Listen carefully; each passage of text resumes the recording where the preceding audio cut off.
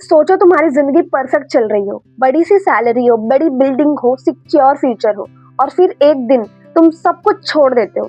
लोग तुम्हें पागल कहते हैं, फैमिली डर जाती है, दुनिया हंसती है, और लेकिन तुम्हें सिर्फ एक बात याद आती है। जिंदगी का सबसे बड़ा रिग्रेट वो होता है जो हमने ट्राई ही नहीं किया। ये कहानी है जेफ बेजोस की, जिसने अमेज़न कंपनी बनाई है, जिसने इतनी बड़ी कंपनी खड़ी की है। कैसे उसने शुरू किया, उसने क्या क्या प्रॉब्लम फेस किया, आज मैं डिटेल में आपको बताने वाली हूँ। 1964 में न्यू मैक्सिको में एक छोटा सा बच्चा जो टॉय से खेलता नहीं, उन्हें खोलता था। क्लॉक का स्क्रू खोल दिया, रेडियो तोड़ दिया, बेड भी तोड़ दिया। दादी गुस्सा हुई, पर जेफ चुप रहा, क्योंकि उनके दिमाग पूछ रहा था चीजें काम कैसे करती हैं। जेफ का बचपन आसान नहीं था। बायोलॉजिकल फादर छोड़कर चले गए थे, माँ सिर्फ 17 ईयर्स की थी। बाद में आए मिगेल बेजोस, जिनके पास सिर्फ एक चीज थी, डिसिप्लिन। मिगेल ने जेफ को सिखाया, अगर जिंदगी से कुछ चाहिए तो खुद बनाना पड़ेगा। यहीं से जेफ के अंदर सेल्फ मेड माइंडसेट बना। जेफ स्कूल में हमेशा से टॉपर रहते थे। टीचर उनका रोल नंबर पहले से ही जानते थे। मैथ्स के सम हो या साइंस के एक्सपेरिमेंट, जेफ के लिए सब लॉजिक का गेम था। लेकिन एक चीज थी जो टीचर को अलग लगती थी, ये लड़का मार्क्स के पीछे भागता नहीं था। जब क्लास के बाद बच्चे घर जाते थे, जेफ टीचर के पास रुक जाते थे। वो पूछते थे, सर अगर ये रूल बदल दें तो क्या होगा? मैम ये मशीन और फास्ट कैसे हो सकती है? टीचर समझ गए थे, ये बच्चा सिलेबस से आगे सोचता है। जेफ के लिए मार्क्स डेस्टिनेशन नहीं थे, मार्क्स सिर्फ एक सिग्नल थे कि उनका दिमाग सही डायरेक्शन में जा रहा है। एक दिन क्लास में किसी ने पूछा, जेफ तुम क्या बनना चाहते हैं? जेफ ने बिना सोचे कहा, मुझे फेमस नहीं बनना है, मुझे यूजफुल बनना है। उस वक्त किसी को समझ नहीं आया कि ये लाइन कितनी बड़ी होने वाली थी। समय गुजरा, जेफ प्रिंसटन यूनिवर्सिटी पहुंच गए, दुनिया का सबसे टफ और रिस्पेक्टेड कॉलेज में से एक। यहाँ सिर्फ इंटेलिजेंट होना काफी नहीं था, यहाँ बेस्ट ऑफ द बेस्ट आए थे। जेफ ने चूज किया कंप्यूटर साइंस और इलेक्ट्रिकल इंजीनियरिंग। दिन में क्लास, रात में कोडिंग, और कभी कभी तो रात भर जागते थे। जब बाकी स्टूडेंट सिर्फ एग्जाम पास करने की सोच रहे थे, जेफ सिस्टम बनाने की सोच रहे थे। वो पूछते थे, कंप्यूटर सिर्फ कैलकुलेट क्यों करे? इंफॉर्मेशन दुनिया तक फास्ट कैसे पहुंच सकती है? प्रिंसटन के प्रोफेसर भी कहने लगे, ये लड़का जॉब के लिए नहीं, सिस्टम बनाने के लिए बना है। डिग्री के बाद जेफ को मिली वॉल स्ट्रीट की हाई पेइंग जॉब, बड़ी सी बिल्डिंग, ग्लास का ऑफिस और 6 फिगर सैलरी। लोगों ने कहा, अब तो लाइफ सेट हो गई है, इससे ज्यादा क्या ही चाहिए? जेफ सुबह सूट पहनते, ऑफिस जाते, नंबर्स के साथ खेलते, पर हर शाम जब वो बिल्डिंग से बाहर निकलते, उनके दिमाग में एक सवाल होता, मैं किसी और का सपना पूरा कर रहा हूँ, पर मेरा सपना कब शुरू होगा? वॉल स्ट्रीट ने जेफ को पैसे दिए, पर पर्पस नहीं दिया। और जेफ जानता था, जिंदगी सिर्फ रहने का नाम नहीं, जिंदगी कुछ बनने का नाम है। इसलिए जब दुनिया कह रही थी लाइफ सेट हो गई है, जेफ के लिए लाइफ अभी शुरू भी नहीं हुई थी। एक दिन जेफ अपनी डेस्क पर बैठे हुए थे, सामने लैपटॉप खुला था, स्क्रीन पर नंबर्स थे, ग्राफ, परसेंटेज, रिपोर्ट्स। ये उनका रोज का काम था, डेटा देखना, फ्यूचर प्रिडिक्ट करना। लेकिन उस दिन एक रिपोर्ट उनकी नजर पर आकर रुक गई। एक छोटा सा पैराग्राफ और उसके बीच एक line, internet is growing at 2300% per year. Jeff ने स्क्रॉल करना बंद कर दिया, माउस रुक गया, उंगलियां कीबोर्ड पर ही ठहर गई। उन्होंने उस लाइन को दोबारा पढ़ा, फिर तीसरी बार। उन्हें लगा जैसे वो सिर्फ डेटा नहीं पढ़ रहे, जैसे कोई खिड़की खुल रही है।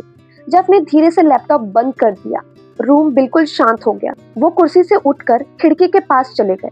नीचे शहर चल रहा था, लोग अपने जिंदगी में व्यस्त थे। किसी को कोई आइडिया नहीं था कि एक रूम के अंदर कोई आदमी फ्यूचर को समझ रहा है। उस पर जेफ ने इंटरनेट को स्क्रीन पर नहीं देखा, उन्होंने उसे जिंदगी बदलते हुए देखा।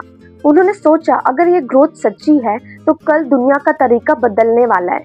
लोग चीजें खरीदेंगे, जानकारी पाएंगे, बिजनेस करेंगे। और फिर एक और सोच आई, अगर ये सब मैं ना कर पाया तो? वो रात जेफ के लिए लंबी हो गई। बेड पर लेट कर भी नींद नहीं आई, दिमाग चल रहा था, आइडियाज एक के बाद एक आ रहे थे। उनके दिमाग में एक आवाज बार बार बोल रही थी, अगर मैंने अभी रिस्क नहीं लिया तो मैं अपनी जिंदगी भर ये सोचता रहूंगा कि काश मैंने ये ट्राई कर लिया होता। उस रात जेफ ने कोई फैसला अनाउंस नहीं किया, उन्होंने किसी को भी फोन नहीं किया, उन्होंने ना ही रिजाइन किया। पर उस रात एक चीज पक्की हो गई थी कि अमेज़न का नाम बाद में आया, पर उस रात जेफ बेजोस का फ्यूचर डिसाइड हो चुका था। जेफ ने अपनी वाइफ मैकेंजी से कहा, मैं जॉब छोड़ना चाहता हूँ। मैकेंजी ने कहा, अगर तुम्हें लगता है कि ये सही है तो मैं तुम्हारे साथ हूँ। बाकी दुनिया हंस रही थी। जेफ ने अपना रूल बनाया, रिग्रेट मिनिमाइजेशन फ्रेमवर्क। 60 साल की उम्र में मैं ज्यादा किस बात से रिग्रेट करूंगा? और जवाब क्लियर था। तभी जेफ ने जॉब छोड़ दी। 1994 में न्यूयॉर्क से सिडनी जेफ कार चला रहे थे। मैकेंजी साथ में थी। कार के अंदर ही अमेज़न का बिजनेस प्लान लिखा जा रहा था। ये कार अमेज़न का पहला ऑफिस था। जेफ ने गैराज को ऑफिस बनाया। वो जगह कोई ऑफिस नहीं थी, ना ग्लास वॉल, ना एसी, ना ही रिसेप्शन। बस एक छोटा सा गैराज था, कंक्रीट का फ्लोर और चारों तरफ बॉक्सेस। जेफ ने उस गैरेज को ऑफिस बना दिया था। उनके पास प्रॉपर टेबल खरीदने के पैसे भी नहीं थे, इसीलिए उन्होंने लकड़ी के दरवाजा खरीद कर उन पर पैर लगा दिए। वो टेबल अमेज़न की पहली डेस्क बनी। जेफ के लिए सिर्फ ये जुगाड़ नहीं था, ये एक सिग्नल था, पैसे बचाओ, आइडियाज पर खर्च करो। कंपनी का नाम रखना भी आसान नहीं था। जब डिक्शनरी के पेजेस पलट रहे थे, उन्हें ऐसा नाम चाहिए था जो बड़ा लगे, लंबा चले। तब उनकी नजर पड़ी अमेज़न, दुनिया की सबसे बड़ी नदी। जेफ ने सोचा, अगर नाम बड़ा होगा तो सोच भी बड़ी होगी। और उस दिन अमेज़न का जन्म हुआ। पैसों की जरूरत थी। इन्वेस्टर उस वक्त एक ऑनलाइन बुक स्टोर पर भरोसा करने के लिए तैयार नहीं थे। जेफ अपने पेरेंट के पास गए, उन्होंने सच सच बता दिया, ये आइडिया फेल भी हो सकता है, 90% चांस है कि पैसे डूब जाएंगे।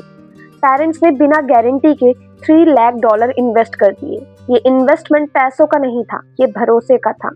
अमेज़न ने शुरुआत की सिर्फ बुक से, क्योंकि बुक्स इंटरनेट पर लिस्ट करना आसान था, शिपिंग सिंपल थी और वैरायटी एंडलेस थी। जब खुद वेबसाइट पर लिस्टिंग डालते, खुद पैकिंग करते, खुद कुरियर ऑफिस तक बॉक्सेस ले जाते।